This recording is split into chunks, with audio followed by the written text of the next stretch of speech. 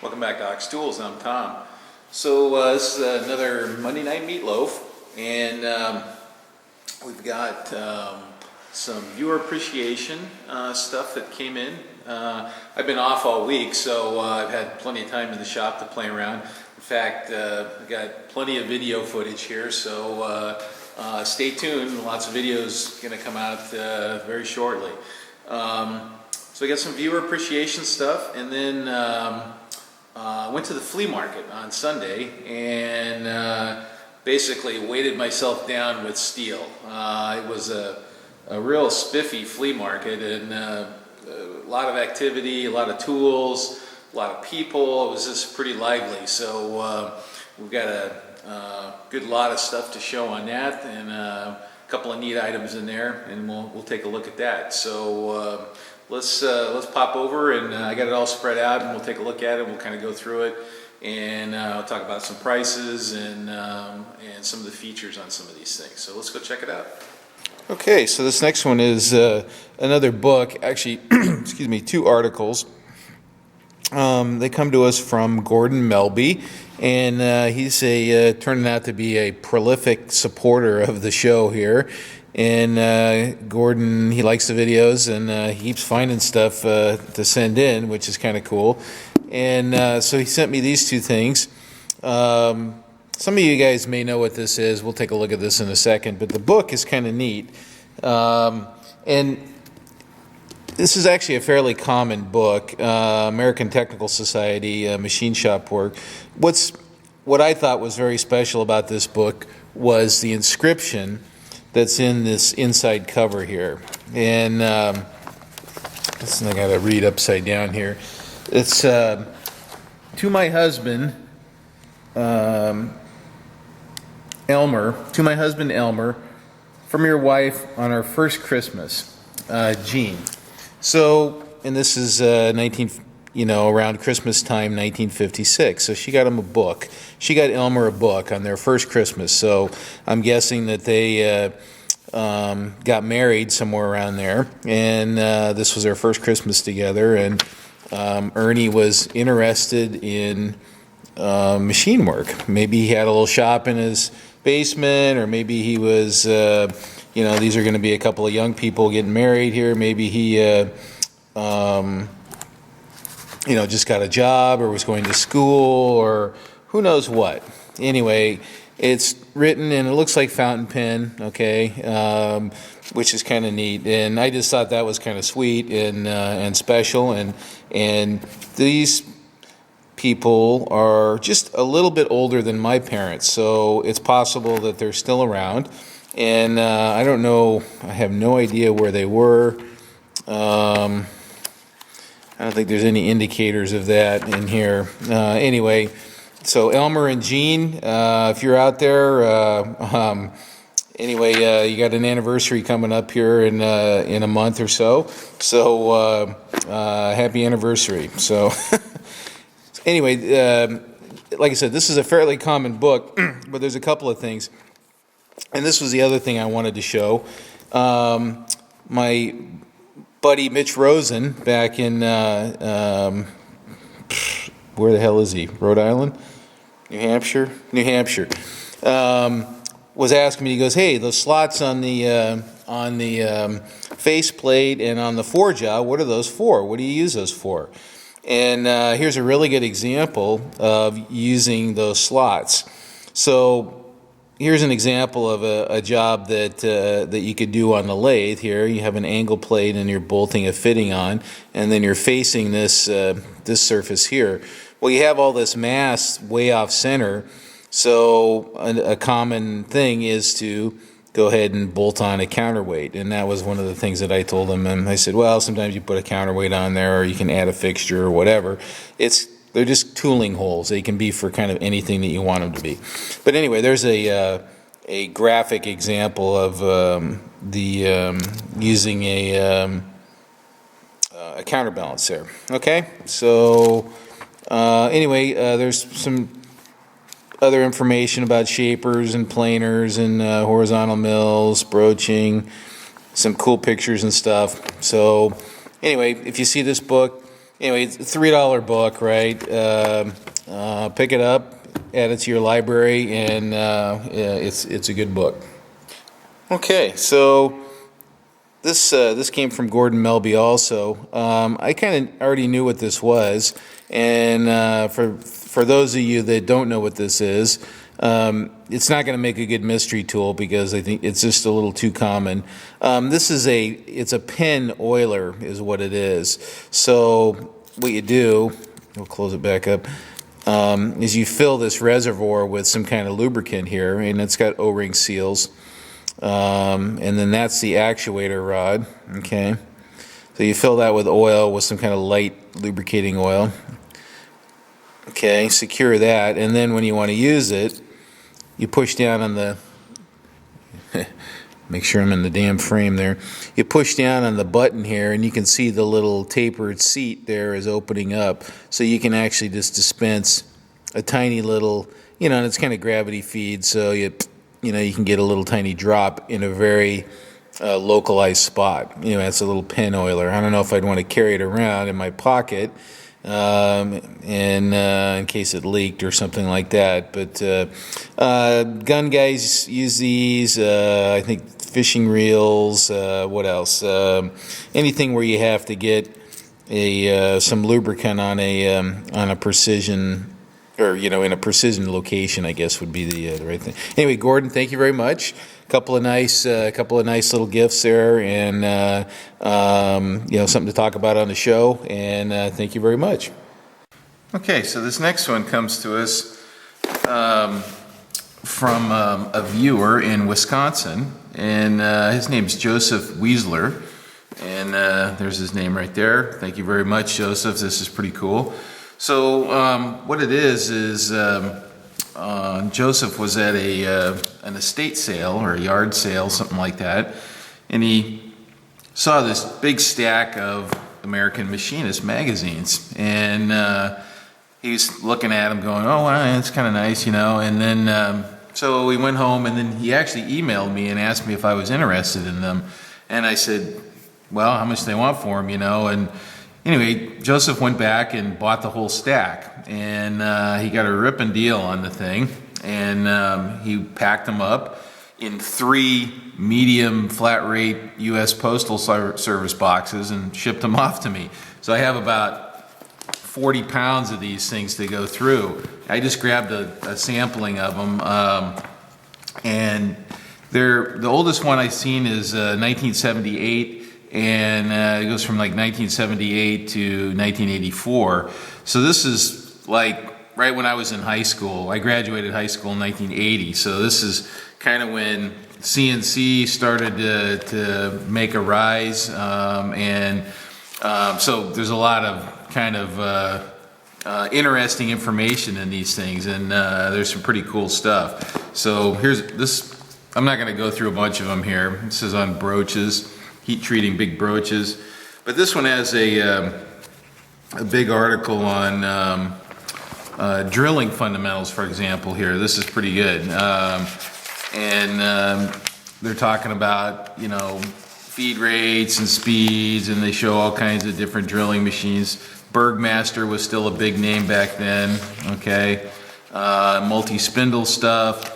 So there were still all these manufacturers that made dedicated machines. It wasn't all kind of universal CNC stuff, twist drill parts, cutting speeds, etc., etc. So they're just chock full of cool information. Now there's a drill for you, Adam. That's a 10-inch spade drill. How do you like that? And that's pretty cool. So that's a 10-inch spade drill and a 1 in 7/64 spade drill there. So. Pretty cool, huh? Anyway, Joseph, thank you very much for going back to that yard sale and picking these up and packing them up and shipping them off to me. I really appreciate it. And this will provide me with tons of reading and potential video subjects in here too. So thank you very much. Okay, so this next one here. This comes to us from Kevin Alexander out in Texas, And Kevin and I have been emailing back and forth for a little while. He has a Pratt & Whitney lathe that he asked for my help on. And anyway, so we'll talk about that in a second. So he was at I guess a trade days in Canton, Texas, and it's a gigantic swap meet, I guess, with like 7,000 vendors. And according to him, it's been there since the 1850s in some form or another. Anyway, he said he put his blinders on and struck out looking for tools and that would fit in his backpack and not break the bank. Anyway, he found some stuff, and he sent me this little hammer here, and this is a little cutie here. It looks quite old, actually, just looking at it, and it's blacksmith made, something like that. But the handle has this wonderful patina on it here. Now it looks like somebody fussed around with it here a little bit and drilled a hole in that and messed around with it. But anyway, it's just kind of a cute size and cute shape. Kevin, thank you very much for that. That's a thoughtful gift. You know, you guys know how much I like hammers, and it's got this. It's kind of a flat handle that's rounded, and that's kind of a nice setup for helping your hand clock the orientation of the hammer, right? So if you have a hammer that's got a round handle, it's not always easy to tell when you're straight with the world, right? You have these two nice flats here, and you can actually, when you hold it in your hand, you know when you have a better indicator when you're perpendicular with the world there, okay? So that's one nice thing with having flat sides on a handle. So I'm gonna change the camera a little bit, and I'm gonna show you, I've got a couple of drawings here of, that we're gonna talk about for a second here, and I wanna make sure that the camera can see these real well, because they're white. And we'll talk about these bearing adapters that Kevin needs for his lathe. So, okay, so these are these bearing adapters that Kevin Alexander's looking for his Pratt & Whitney lathe. So apparently, what the problem is the bearings are shot in this lathe, and you can't get those bearings anymore. They're kind of a custom bearing, I guess, that Pratt & Whitney had made or something along those lines. But he can get some that are very close, apparently about this close. So there needs to be some sleeves made to adapt these slightly smaller bearings to the Pratt & Whitney lathe. Now, so that's all fine and dandy, right? And that's, a reasonable thing, right? Well, what makes a job real tricky, and Kevin wanted me to talk about this because I said, listen, this is a non-trivial job, right? And, this is kind of a difficult machining job, and mainly because of the shape of the part, okay, and the tolerances involved, okay? And what he wanted me to do was kind of talk about why that is, okay? What's the problem, right? And because it's not obvious when you look at it, okay? So what we have here is, and here's a cross section here, is we have a relatively thin part, and that's one of the key elements here. Relatively thin part with features and holes and a counterbore, all very tightly toleranced, okay? Now, the tolerances themselves don't necessarily make this super difficult. The tolerances combined with the thin cross section make this very difficult. So how do you hold this? And you have multiple sides that you need to work on, or you need to create tooling to hold this so that you can hold tolerances, and that tooling has to be very accurate because of the tolerances. So here he's looking for 2/10 concentricity, and I'm trying to read this upside down. So okay, to datum A, so this bore and that need to be concentric or within 2/10. We got another 2/10. What is that? 220, 218. Another 2000s. on that. And then 5/10 parallelism and perpendicularity. Okay, all in a steel part that's kind of a thin shell. So imagine this thing is kind of like holding a soup can and trying to hold and trying to grip and manipulate a soup can kind of proportions and hold a couple of tenths tolerance. Okay, so if these were thicker, that would be a lot easier. So if the wall thickness was say 1 inch or something like that, then it would be a piece of cake, right? But now the wall thickness isn't. It's more like 1/8 of an inch, and so that's one of the reasons there that makes that tricky. Now here's the other one, and it's similar and it's even thinner. Okay, so anyway. I'll reset the camera and we'll talk about this a little bit more. Okay, so I had to change the camera around a little bit. The light got too bright over there in that other spot. So this is the second bearing adapter for Kevin's Pratt & Whitney lathe. And this one is a little hat-shaped section here that adapts a couple of diameters. And you can see it's fairly thin here, but this one's actually fairly tricky as well. So it's got a thick rim in relation to the wall thickness of the tube. So you could come at this and off of the end of a bar or tube and bore it and turn it and et cetera, right? Now the problem comes, that's all fine and dandy, and you can probably hit most of those tolerances while it's still on the bar. Okay, now the problem comes when you part this off. Okay, because it's connected to a bar. You'd almost have to turn behind it a little bit to relieve some of the bar stress on that side of the work, right? To hold those tolerances. So this is a very tricky part too. We've got a 2/10 concentricity between the inside and the outside. Okay, non-trivial, especially when you have a thin wall like that. I got a 5/10 on an OD here. What else we got here? 1/2 thousandths parallelism and perpendicularity. Okay, that's not really a big deal.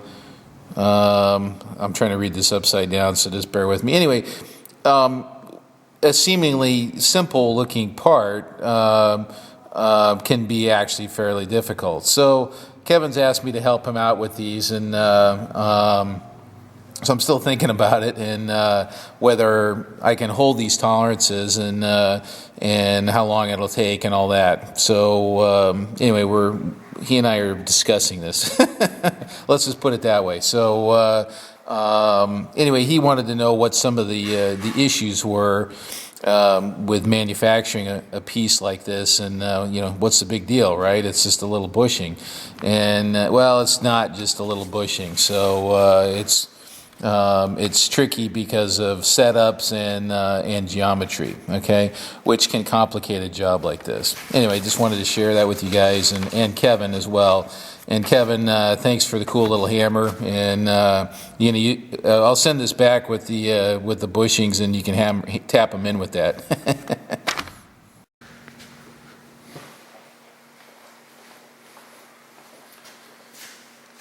Okay, so this is the haul from the flea market this weekend, and my wife and I went out to the flea market on Sunday and picked up a few things. So it's kind of a lot of stuff, so I figured I'd just kind of do it as a group, and I have them kind of segregated into how I bought them. So these were bought together, this was bought together, this is by itself, this is by itself, that's by itself, and then this group's by itself. So, no great mysteries in any of this stuff. Although this one here, we're looking at this and wondering what this is. It's some kind of pry bar or bucket opener or something like that. I'm going to look it up. It says Sierra on it, and number I don't know, number something on there. I have to clean it a little bit, but it's kind of unique, and it caught my eye as some kind of pry bar. This is a brass proto hammer. Okay, it's marked Smith. These are Klein cable cutters, and these are for cutting big heavy SO cord like this. Okay, nipping that stuff off. And a bunch of helicoils. So the little inserts, all different sizes. And I think there's some 5/16 24 here, James. Let me know if you need some. And then this guy here, this is cool. This is a snap-on rethreading or thread chaser. So it's adjustable, and it goes on big threads, and it has different chaser dies depending on the thread pitch here, and you insert those here, and they get clamped. And hey bud, what are you doing? So, okay, so prices, this was 15 bucks, so that was a great deal. 15 bucks for that. Hey, what are you doing? Huh? You all right?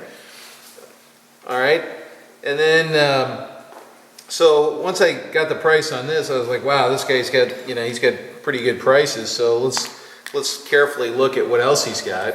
So I pulled these clamps out of another pile, and these are Bessie's, these short woodchuck clamps here. These are kind of nice. I have a couple like this that are a little longer, but I've been wanting a couple more like that. So those are good. Little Wilton 2 or 3 inch. What is that? 2-inch C-clamp by Wilton, and then another woodchuck clamp here. I have a few of these, so when these are a good price, I kind of grab them. These are neat because they're one-handed. You can squeeze them up one-handed, which is kind of nice. Nice feature. 20 bucks for that lot right there. So yeah, his prices went up just a little bit. Probably, I don't know, maybe not. It's equivalent to this. So that was 20 bucks. This lot was 15. So let's see, what was next? After that, we walked a little farther. The guy had a bunch of hammers in a pile. He had a brass hammer that I was looking at, and I didn't like the looks of it. But he said, oh, there's some more in that other box. So I went poking around in there and found this guy, and this is a Plum here. Doesn't have an original handle on it, but the handle's solid. This is a Plum 1428 pick hammer. This is an auto body hammer, okay. And then in that other box was this, and this is a silversmith's hammer here for making little dimples. They might call this a bossing or a raising hammer, but I believe this is a silversmith's hammer. And this handle looks original here, and maybe we'll clean this handle. We'll use our little technique for cleaning that handle. So okay, so let's see what was next. This was next. This one I just kind of picked it up and looked at it, and I was going to put it back down, and then the guy said, oh, $1. And I went, $1? Wow, okay. All right, so I gave him $1 for it. It's a Stanley ball peen, 8 ounce. The handle's a little chowdered here, but not too bad. It still seems sound. The face is pretty hammered, and the peen end is a little bit hammered, but easily reconditioned. This one will get passed on to somebody else. Probably we'll clean it a little bit, and I'll throw it in a care package to somebody probably. Then there's this guy here. This is a little Armstrong heavy-duty clamp. These are great for lifting plates, like sheet metal or a 1/4-inch plate or something like that. You can clamp these on real tight, put a sling through there, and you can lift with these. Anyway, that was $3. And then what I think I'll do is I'll move the camera, and then we'll talk about this little guy right here, because this is pretty cool. This is probably the, I don't know, I'm real happy about this. This is such a pleasing shape, but we'll talk about this a little bit more. Okay, so this guy here, I walked by this and I saw that shape and I just said, and I stopped immediately to take a look at it. And so I picked it up and I wasn't sure what it was exactly. So I talked to the guy a little bit and I said, well, what do you want for it? And he held out his hands like this, right? And so I was like, oh, he wants $50 for it, right? And so I said, so I put it back down and then started to leave, right? And then I said, you know what, I ought to just ask him and just be sure, right? So I said, hey, you know, when you went like that, did you mean $10 or did you mean $50? And he says, oh, $10. And I went, oh, okay. So anyway, I bought it obviously for $10. And what this is this is some kind of early impact wrench, and it's missing the centerpiece here, but you can kind of see inside a little bit. It's got some lugs in there, but it had a piece that was free to rotate a little bit in there, and the idea was that you spin this up and get a little inertia going, and then it would kind of shock or impact the fastener and kind of break it loose. I guess it's for truck studs or truck wheels or something like that. It's funny because I was on another row and the guy came up to me and said, oh, hey, you bought that thing, huh? And he goes, you know what it is? And I said, well, not really. But then he kind of explained it and he says, yeah, go back and look and see if he has a little centerpiece for it, which I did, and he didn't have that, unfortunately. So I have to look this up and see if I can figure out what this inner piece looks like, and maybe I'll make one, or I don't know. But I'm thinking this might be my new door handle. You know, I'll take off the slugging wrench off of the outside. They're going to paint the door outside pretty soon, so it's a good opportunity to make a new door handle that looks pretty cool. So anyway, that might be the new door handle. Now we're gonna show cleaning this a little bit. This has got some. You know, it's been kicking around in a toolbox or a box or something like that, so it's got some crud on it, and so we're going to spray some of our Zep cleaner on this and give it a wipe down, and so note what it looks like, and actually I'll probably do a whole scene of that, so we'll do it all together, and you guys can see how well that stuff works. All right, so we're gonna spray some of this Zep floor stripper on this. And let it sit for a sec. I'll just do 1/2 here, just because it's kind of convenient. I'll let that sit for a sec while I grab some paper towels here.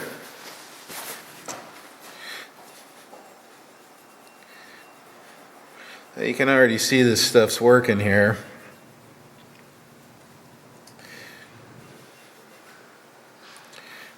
Yeah, that's some weasel snot.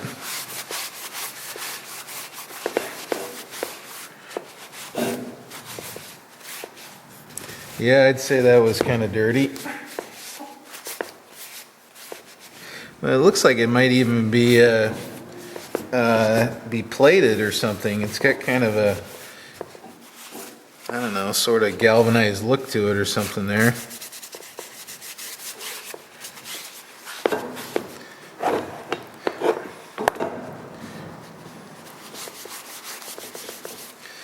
All right, well, we'll give it a couple doses of that, and like I said, I think that's going to be my my new door handle to the shop. So I got to figure out how to secure that so it doesn't get ripped off, because that's pretty tempting.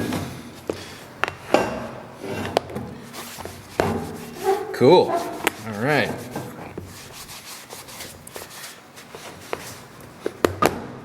Oop.